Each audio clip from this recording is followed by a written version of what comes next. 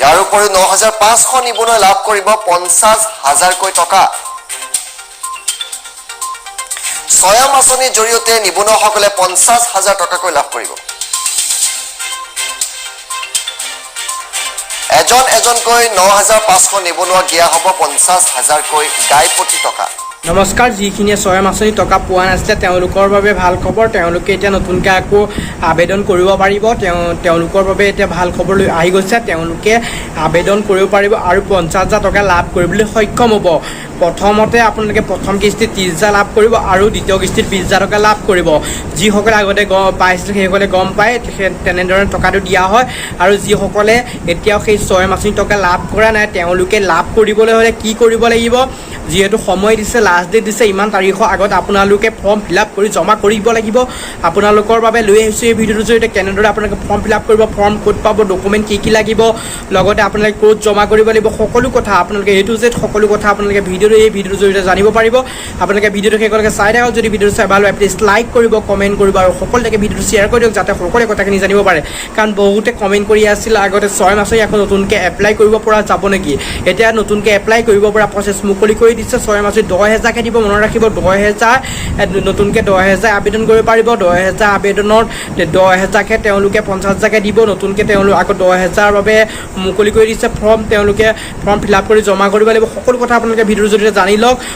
১০,০০০তকৈ বেছি হ'লেও কিন্তু ১০,০০০কৈ দিব। যদি ফৰ্ম ফিল আপ কৰা জনসংখ্যা ১০,০০০তকৈ বৃদ্ধি হৈ যায় তেতিয়া কিন্তু অকল ১০,০০০কৈ দিব, বেছি হ'লেও বেছিখিনি নিদিব। সেয়া আপুনি সোনকালে কৰি লওক।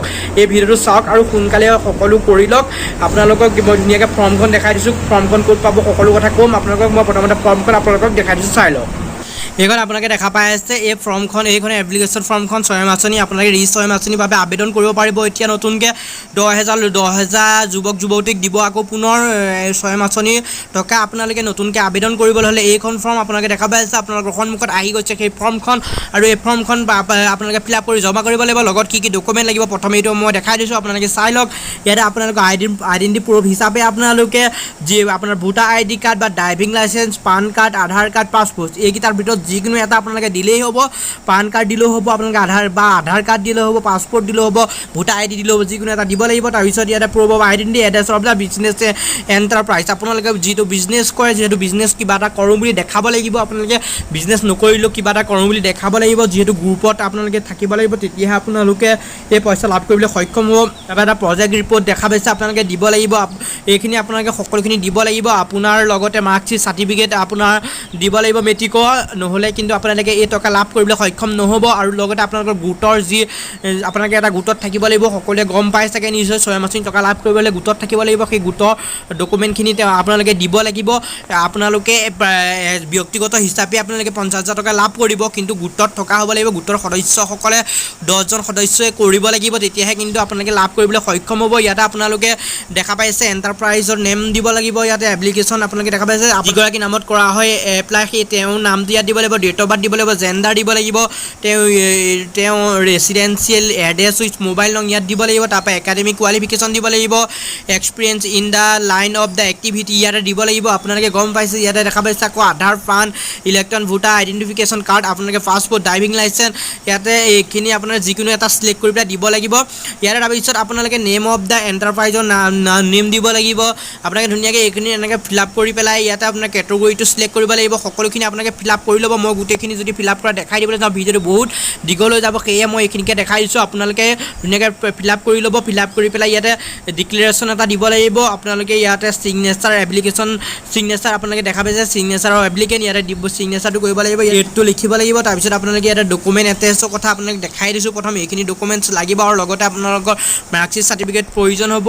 সকলোখিনি আপোনালোকে এই ফৰ্মখনৰ লগত এটেচ কৰি গাঁঠি জমা কৰিব লাগিব। বন্ধুসকল আপোনালোকে এই ফৰ্মখন ক'ত পাব মই এতিয়া দেখাই দিছোঁ, আপোনালোকে চাই লওক। বন্ধুসকল আপোনালোকে সেই ফৰ্মখন যদি স্বয়ম আঁচনিৰ বাবে আবেদন কৰিব বিচাৰে আৰু সেই ফৰ্মখন যদি আপোনালোকে লাভ কৰিব বিচাৰে তেতিয়াহ'লে আপোনালোকে এই পেজটোলৈ আহিব লাগিব।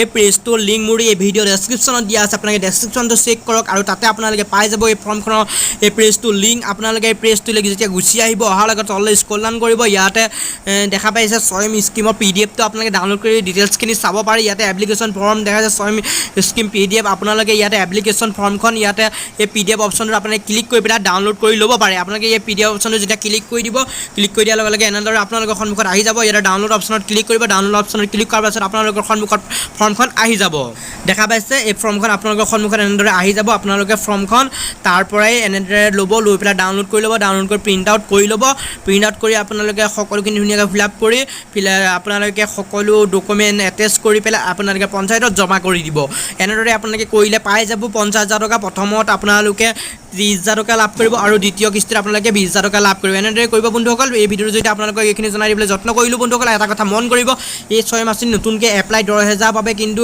যিখিনি BTC অঞ্চলত বাস কৰে তেওঁলোকৰ বাবেহে আহিছে আপোনালোকৰ বাবে নহয় প্ৰমোদ বড়ো ডাঙৰীয়াই ঘোষণা কৰি দিছে তেওঁলোকেহে এই 10,000 তাত 10,000 যুৱক যুৱতীক আকৌ তেওঁলোকে দিব যিহেতু আগতে সেই টকা পোৱা নাছিল অসমৰ সকলোতে পাইছিল কিন্তু BTCত এই টকা পোৱা নাছিল সেইবাবে তেওঁলোকৰ বাবে আনিছে তেওঁলোকেহে আবেদন কৰিব পাৰিব আৰু বাকী অইন জিলাৰ বা অইন যিসমূহ অসমৰ ঠাই আছে সেইখিনিয়ে নোৱাৰিব যিখিনি BTC এলেকাৰ অন্তৰ্গত সেইখিনি জিলাৰ মানুহে এইখন ফৰ্ম স্বয়ম আঁচনিৰ বাবে আবেদন কৰিব পাৰিব বন্ধুসকল এইখিনি আছে আজি আমাৰ ভিডিঅ'টো যদি চাই ভাল পালে প্লিজ লাইক কৰিব কমেণ্ট কৰিব আৰু সকলোকে ভিডিঅ'টো শ্বেয়াৰ কৰি দিব থেংক ইউ